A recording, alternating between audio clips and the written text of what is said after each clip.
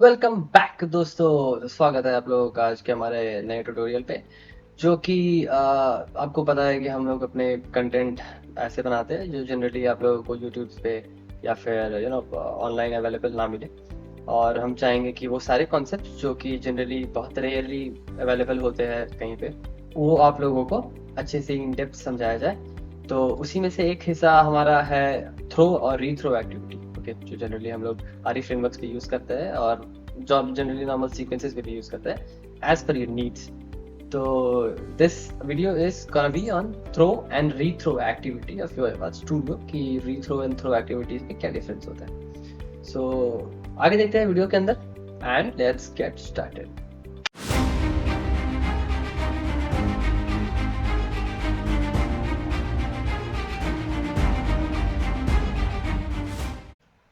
मैं आ जाता हूँ अपने कंप्यूटर स्क्रीन के ऊपर और जल्दी से स्टूडियो को लेते हैं बिना देरी किए। और मैं ना दोनों एक्टिविटीज़ को एक बार आपके इंटरफेस के सामने ले आता हूँ, थ्रो और दूसरा है हमारा रीथ्रो भी आ जाता है ना, रीथ्रो। ये दोनों कुछ इस तरह से दिखता है। इसके प्रॉपर्टीज़ में आप देखेंगे तो कुछ अवेलेबल नहीं, क्योंकि यहाँ पे इन लोगों ने ऑप्शन दे दिया है लिखने के लिए अपने एक्सप्रेशंस को। और रीथ्रो एक्टिविटी में कोई भी एक्सप्रेशन लिखने का या फिर मैसेज लिखने का कोई इनपुट नहीं है। यहाँ पे इनपुट ऑप्शन से नहीं मिलता है, थ्रो में मिलता है। अच्छा, ये दोनों एक्टिविटीज़ बहुत कॉमनली यूज़ किए जाते हैं आरी फ्रेमवर्क के अंदर। ओके, अगर आप लोगों ने आरी फ्रेमवर्क पढ़ा होगा या जानते होंगे, मैं आपको एक आरी फ्रेमवर्क खोल के दिखा देता हूँ यार।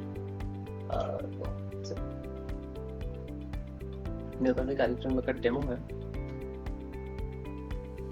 अगर आपको देखना है तो आप होम पर जाकर और आरी फ्रेमवर्क यहाँ पर क्रिएट कर लीजिएगा, अपने प्रोसेस का नाम दे दीजिएगा और एक आरी फ्रेमवर्क क्रिएट कर लीजिएगा। ओके, मेरे पास ऑलरेडी है तो मैं इसको खोल लेता हूँ। थ्रो, पहले थ्रो देखते हैं।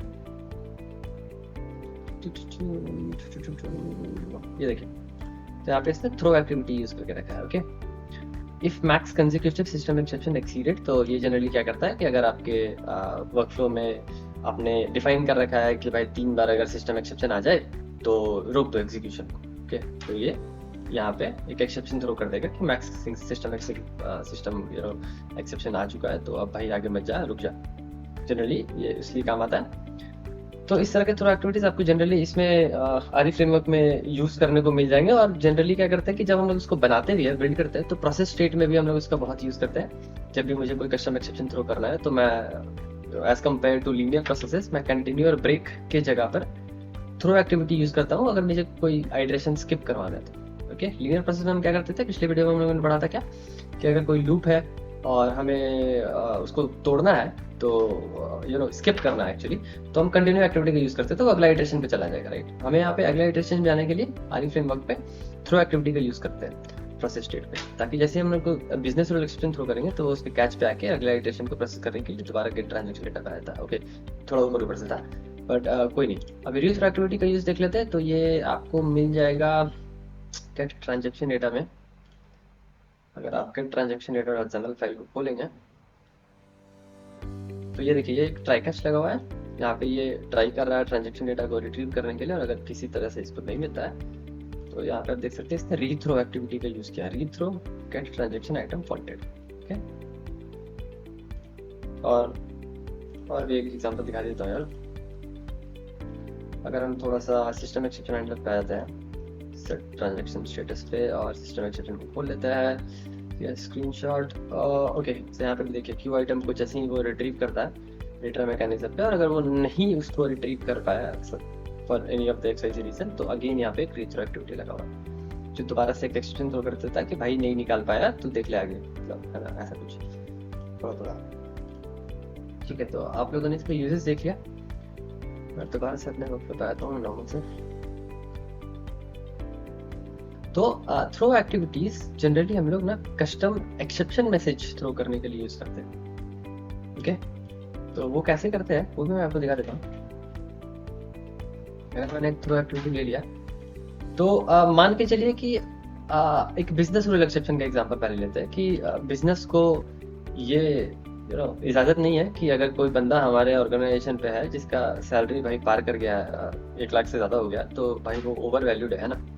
तो मैं चाहता हूँ कि जब मैं अपना एम्प्लॉय शीट पे आइटरेट कर रहा हूँ तो ये पता करूँ कि किसी का सैलरी, ऐसे तो पता रहता है, एग्जाम्पल हाइपोथेटिकल, सो अगर एक एम्प्लॉय का सैलरी जो है 1 लाख से ज़्यादा है, तो बिजनेस रूल एक्सेप्शन मेरा ऑटोमेशन थ्रो कर दे कि भाई ये बंदा ओवर वैल्यूड है, सो इसको देख लो, है ना। तो मैं क्या करूँगा ना, यहाँ पे लिखूंगा न्यू। ओके, तो न्यू जनरली एक नया ऑब्जेक्ट क्रिएट करने के लिए यूज होता है, और सिंटेक्स समझ लीजिए इसको, बिजनेस रूल एक्सेप्शन। ओके, क्योंकि मुझे एक बिजनेस रूल एक्सेप्शन थ्रो करना है, इसलिए मैंने ये एक्सेप्शन डिफाइन किया।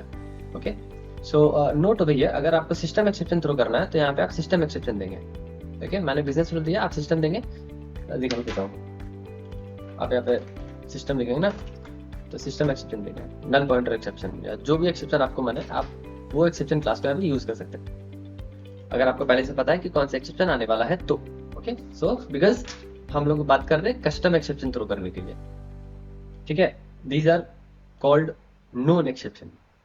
Okay, this does not comes under known exception. मुझे पता है कि यहाँ पे आगे नहीं जाना है मेरे को इसके बाद भाई, तो एक्सेप्शन दो, ठीक है। तो एक्सेप्शन देने के लिए हम थ्रो एक्टिविटी का यूज करते हैं। तो मैं क्या बोलूँगा यहाँ पे, बिजनेस रूल एक्सेप्शन, क्योंकि मेरे एग्जांपल पे बिजनेस रूल एक्सेप्शन है कि salary is greater than expense. Okay, तो मैं इसको रन करूंगा ना, तो अभी तो चूंकि सिर्फ थ्रो एक्टिविटी है, तो ये डायरेक्टली एक्सेप्शन ही थ्रो करेगा, कुछ और करेगा नहीं। तो ये देखिए सीधा सा एक्सेप्शन थ्रो कर दिया कि salary is greater than expense. तो जो भी आपने मैसेज यहाँ पे कस्टम मैसेज डिफाइन किया ना, वो कस्टम मैसेज थ्रो करता है यहाँ पे, ठीक है, कि भाई ये जो है सैलरी इसका ज्यादा है, इसको देखो अच्छे से, ठीक है। तो ये था थ्रो एक्टिविटी। ओके, अब ये business rule, system exception, null pointer exception, ये सब क्यों लगाते हैं? यू नो, हम तो सिस्टम एक्सेप्शन डायरेक्टली लगा सकते हैं जो सारे एक्सेप्शन को अडॉप्ट कर सकता है, या that is great. But business rule, system exception, ये सब हम लोग कब करते हैं ना, जब हम लोग मल्टीपल कैच को डिफाइन करते हैं, और हम चाहते हैं कि अगर बिजनेस रूल आए तो इस वाले कैच ब्लॉक पे जाए, सिस्टम एक्सेप्शन आया तो इस वाले कैच ब्लॉक पे आए, नल पॉइंटर एक्सेप्शन आए तो उस वाले कैच ब्लॉक पे जाए, और वहां पे सर्टेन एक्टिविटीज आप परफॉर्म कर रहे होंगे। तो इसलिए इन एक्सेप्शंस को वैसे यूज करना है जैसे हमें अपने कैच ब्लॉक्स पे हमने हैंडल करके रखा है, ठीक है। ओके, तो ये था थ्रो एक्टिविटी, किसी भी कस्टम एक्सेप्शन को थ्रो करने के लिए। एनी टाइप ऑफ एक्सेप्शन आप लोगों ने देखा कि ये कस्टम मैसेज थ्रो कर देता है अपने प्रोसेस में। ओके, अभी रीथ्रो एक्टिविटी अगर मैं आपको दिखाऊं,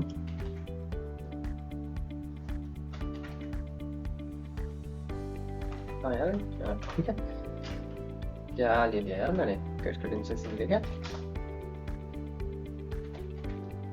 रीथ्रो। ओके, तो रीथ्रो एक्टिविटी अभी क्या है कि ये तो एक इनपुट लेता था, राइट, एक इनपुट पैरामीटर का ऑप्शन हमारे पास यहाँ पे था, लेकिन इसके अंदर ना कोई इनपुट पैरामीटर का ऑप्शन नहीं है। देखिए ये थोड़ा वियर्ड टाइप है, इसका प्रॉपर्टीज भी ब्लैंक है, यहाँ पे भी कोई इनपुट पैरामीटर है, तो भाई इसका करना क्या है ना, यही कंफ्यूजन मुझे भी था जब मैं स्टार्ट किया था अपना आरपीए जर्नी। तो ओके, सो क्या है ना कि सबसे पहला कैच इस एक्टिविटी का क्या है कि इस एक्टिविटी को मैं सिर्फ एक ट्राई नहीं, कैच ब्लॉक के अंदर यूज कर सकता हूँ। ओके, तो एनीवेज हम कैच ब्लॉक को अलग से नहीं ले सकते, तो हमें ट्राई कैच का यूज करना पड़ेगा, तो हम ट्राई कैच का यूज करेंगे। ओके, अगर मैं यहाँ पे एक ट्राई कैच ले लूं,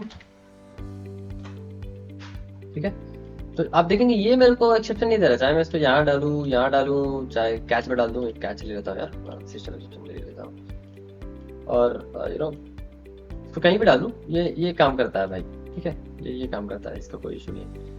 लेकिन रीथ्रो एक्टिविटी अगर मैं एरर को ओवर करके दिखाऊंगा, तो rethrow activity must be the child of a catch handler of a try catch activity, right. तो ये जो है सिर्फ एक कैच हैंडलर के अंदर यूज किया जा सकता है। कैच हैंडलर क्या है, तो ये जो भी आप कैच यहाँ पे डिफाइन कर रहे हैं, ये कैच हैंडलर है। ओके, तो ये यहाँ पे मैंने सिस्टम एक्सेप्शन लिया, अभी मैं चाहूँ तो यहाँ पे नल रेफरेंस आर्ग्यूमेंट एक्सेप्शन, या तो आप ब्राउज पर टाइप करके मैं यहाँ पे बिजनेस का एग्जांपल देता हूँ यार, बिजनेस रूल एक्सेप्शन लेता हूँ, तो ये एक बिजनेस रूल एक्सेप्शन के अंदर आ गया, राइट। ये एक सिस्टम एक्सेप्शन, ये एक बिजनेस रूल एक्सेप्शन। ओके, मैं चाहता हूँ कि अगर बिजनेस रूल एक्सेप्शन आए तो उस एक्सेप्शन को दोबारा थ्रो कर दो।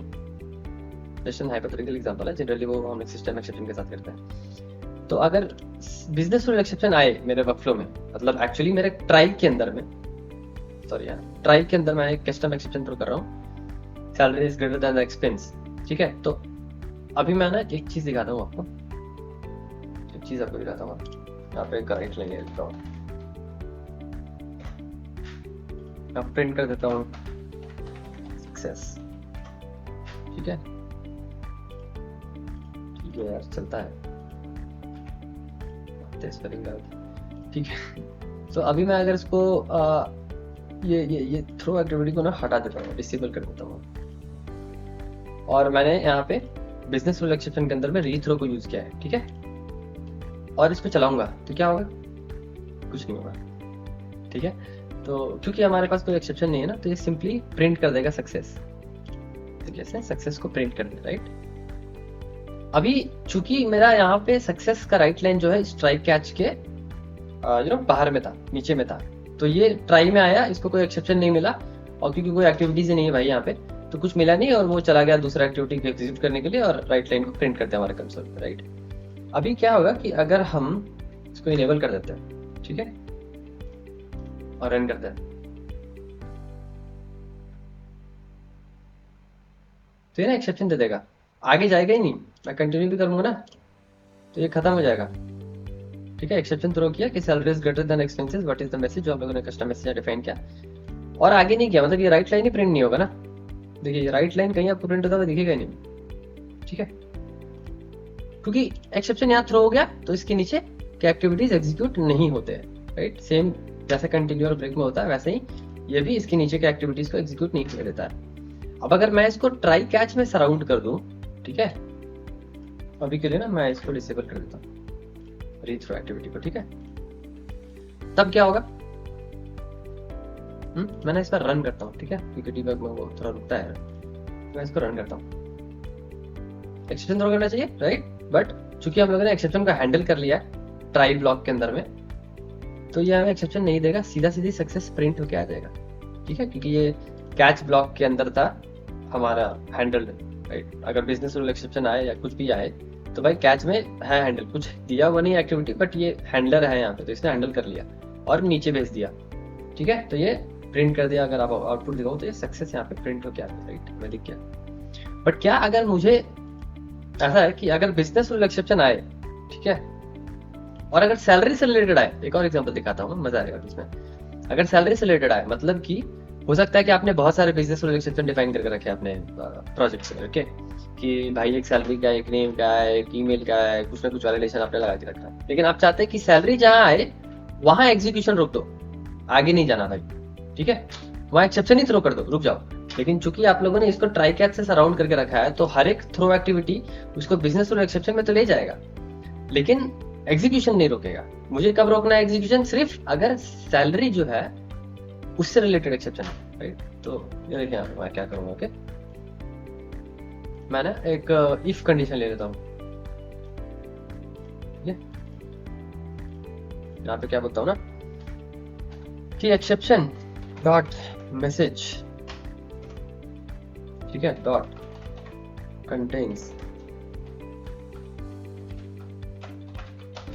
अगर सैलरी, ठीक है, तो भाई रीथ्रो कर दो एक्सेप्शन को, है ना। तो मेरे को नहीं जाना आगे यार, एक्सेप्शन चाहिए मेरे को, ठीक है, मेरे को नहीं जाना आगे। तो अगर देखिए यहाँ पे बिजनेस रूल एक्सेप्शन है, मैं आपको एक और चीज दिखाता हूँ, मैं ट्राई कराता हूँ, और यहाँ पे अभी सैलरी है ना, तो मैं सैलरी को हटा देता हूँ। भाई कहाँ चल जा रहा है तू, सैलरी को भी हटा देता हूँ, ठीक है। और अभी देखिए मैंने बिजनेस रूल एक्सेप्शन पे एक इफ कंडीशन दिया है, जिसमें अगर मैसेज मतलब एक्सेप्शन मैसेज में अगर सैलरी है कहीं पे, तो ही ये रीथ्रो ट्रिगर होगा, नहीं तो नहीं होगा, ठीक है। तो अगर मैं इसको अभी भी रन करूँ तो फ्लॉलेसली रन होगा, कोई इशू नहीं आएगा हमें, और हमारा राइट लाइन एग्जीक्यूट होगा सक्सेस वाला, ठीक है। देखिए सक्सेसफुली एग्जीक्यूट हुआ, कोई एरर नहीं मिला, और ये सक्सेस प्रिंट कर दिया, हमारे कंसोल पे भी कोई एरर नहीं, राइट। बट जैसे ही मैं यहाँ पे कहीं पे भी, क्योंकि मैंने कंटेंट्स लगाया स्टार्टिंग में लगा के salary is greater than expense करता हूँ, ठीक है, अब मैं इसको रन करता हूँ,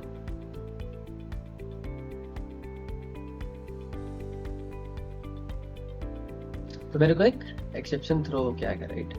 पहले ये ट्राई कैच के अंदर सराउंडेड है, ठीक है, तो इसने किया क्या, मैं आपको डिफाइन करता हूँ कि ट्राई ब्लॉक पे आया एग्जीक्यूटर हमारा, थ्रो एक्टिविटी ट्रिगर हो गया, थ्रो एक्टिविटी ट्रिगर हुआ, इसने अपना काम किया, लेकिन क्या था कि जैसे ही इसने एक्सेप्शन थ्रो किया तो ट्राई कैच हैंडल तो है भाई, हमारा एक्सेप्शन हैंडलर है हमारे पास, राइट।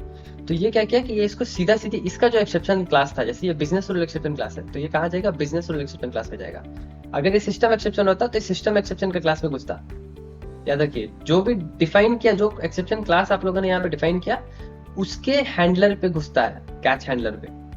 ओके, ऐसा नहीं कि आपने यहाँ पे सिस्टम डिफाइन किया फिर भी वो बिजनेस रूल में घुस जाएगा या कहीं भी घुस जाएगा, नहीं, जो क्लास आपने डिफाइन किया है उसी वाले हैंडलर पे वो एंटर करता है। तो ये क्या किया, जैसे ही यहाँ पे इसको एक बिजनेस रूल क्लास का एक्सेप्शन मिला, ये इस हैंडलर के पास भेज दिया कि भाई देख ले तुम्हारा तरह का कुछ एक्सेप्शन आया, तो देख ले इसको क्या करना है।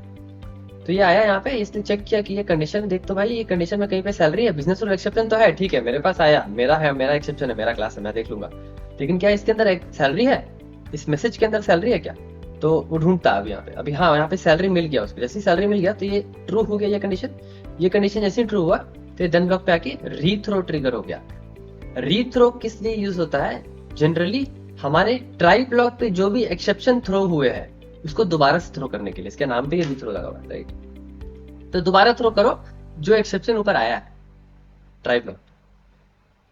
तो रीथ्रो यूज किया जाता है ट्राई ब्लॉक के एक्सेप्शन को दोबारा थ्रो करने के लिए। और मैंने एक एग्जांपल दिखाया, आपके मन में अगर ये कहीं होगा कि क्यों रीथ्रो करूं भाई, मैं ट्राई कैच से ही सराउंड नहीं करूंगा इसको, मैं तो बाहर ही दे दूंगा ना इसको, तो थ्रो करेगा एक्सेप्शन, है ना। लेकिन इसीलिए मैंने ये एग्जाम्पल आपको दिखाया कि अगर हो सकता है अपने प्रोसेस में बहुत सारे बिजनेस रूल एक्सेप्शन थ्रो किए हो, बट मुझे जो है अपने प्रोसेस को या अपने बॉट को ही रोक देना है या एक्सेप्शन थ्रो करवा देना है, क्योंकि जनरली जब एक्सेप्शन थ्रो होता है तो हमारा एग्जीक्यूशन रुक जाता है, राइट? तो अगर ऐसा आता है तो मैं चाहता हूं कि एक्सेप्शन थ्रो हो, दिखे कि हाँ ये एक एक्सेप्शन था, मेरे को वर्क करना पड़ेगा, इस पे काम करना पड़ेगा, मतलब मैं भाई वो एम्प्लॉय को फायर करना चाहता हूँ, मैं रखना ही नहीं चाहता हूँ, ठीक है?